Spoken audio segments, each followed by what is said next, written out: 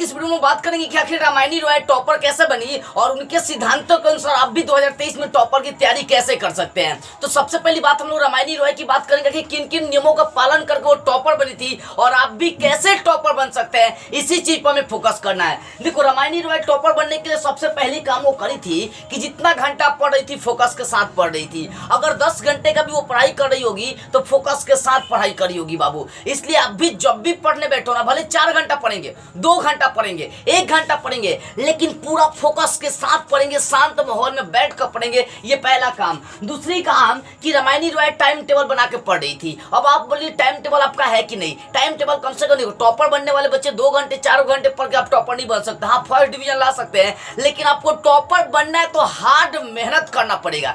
इसलिए रामायणी रॉय जो थी वो टाइम टेबल के अनुसार पढ़ रही थी। तो आप भी करीबन से करीबन 8 से 10 घंटे का टाइम टेबल बनाइए पढ़ने के लिए। तीसरी बात है, रामायणी रॉय कोचिंग के साथ साथ ऑनलाइन क्लास भी करती थी। अब देखो, अपने गांव की जो लड़कियां होती है वो तो कोचिंग कर लेती है, लेकिन ऑनलाइन क्लास नहीं कर पाती है क्योंकि गांव के जो गार्जियंस होते हैं अपने बच्चे को मोबाइल उतना नहीं देते, खासकर लड़कियों को। हर लड़की के पास होता है लेकिन लड़कियों को नहीं देते हैं। लेकिन बाबू, अगर आपको टॉपर बनना है तो कोचिंग के साथ साथ आपको ऑनलाइन क्लास करना होगा। क्यों? क्योंकि कोचिंग में देखो कुछ ऐसे टीचर्स होते हैं जो सारी बातों को समझा नहीं पाते हैं और उन बातों को बेसिक से समझाने के लिए आपके ऑनलाइन क्लास उपलब्ध होते हैं। तो इसलिए कोचिंग के साथ साथ हर टॉपिक के लिए ऑनलाइन क्लास का आप यूज करें। आपका जो टीचर अच्छा लगे, 2-4 टीचर आप ऑनलाइन में चूज कर लीजिए जो आपको अच्छे से एग्जाम की तैयारी करा सके। और चौथी बात है, देखो, रामायणी रॉय की राइटिंग बेहद सुंदर थी। रामायणी रॉय की राइटिंग बेहद सुंदर थी और राइटिंग स्पीड भी मेंटेन करने का उनके पास समझिए एक तरह से फॉर्मूला था। पहले ये समझो, राइटिंग सुंदर जरूरी इसलिए है ना बाबू, क्योंकि किसी भी एग्जाम में टॉपर बनने के लिए आपको राइटिंग चाहिए। इंप्रेस करना जरूरी होता है। अगर किसी भी चीज को अपनी ओर आकर्षित करना तो पहले उस पर अपना इंप्रेशन जमाओ। अगर आपका इंप्रेशन जग जाएगा ना तो समझिए इंप्रेशन अगर जमा लिए ना तो एग्जाम में अच्छा नंबर आ जाएगा।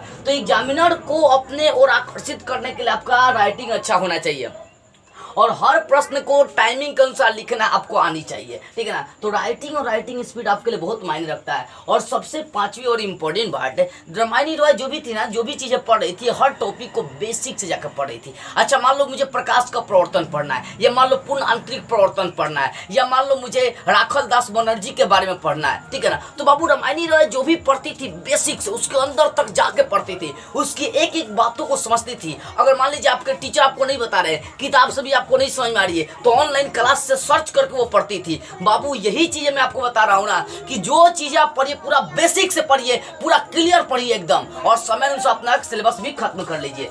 तो ये 5 काम करी थी रामायणी रॉय। अगर आप भी ये 5 काम करते हैं, पढ़ाई करो तो फोकस के साथ करो, टाइम टेबल बनाइए तो पूरा एकदम उसके अनुसार पढ़ाई करना शुरू कर दीजिए। और कोचिंग और ऑनलाइन क्लास भी आपको क्या करना है, कोचिंग और ऑनलाइन क्लास भी आपको कोचिंग भी करना है और साथ में ऑनलाइन क्लास भी आपको करना है। और राइटिंग स्पीड आपको मेंटेन करना है और 5वीं टॉपिक को आपको बेसिक से पढ़ना है। अगर ये 5 काम करते हैं तो रामायणी रॉय की तरह आप भी टॉपर बन जाएंगे। अगर आपको लग रहा है कि इस वीडियो से हमने कुछ सीखा है या मैंने भी आपको कुछ सिखाया है तो इस वीडियो को हर जगह आपकी तरफ फैलाइए। जय हिंद, वंदे मातरम।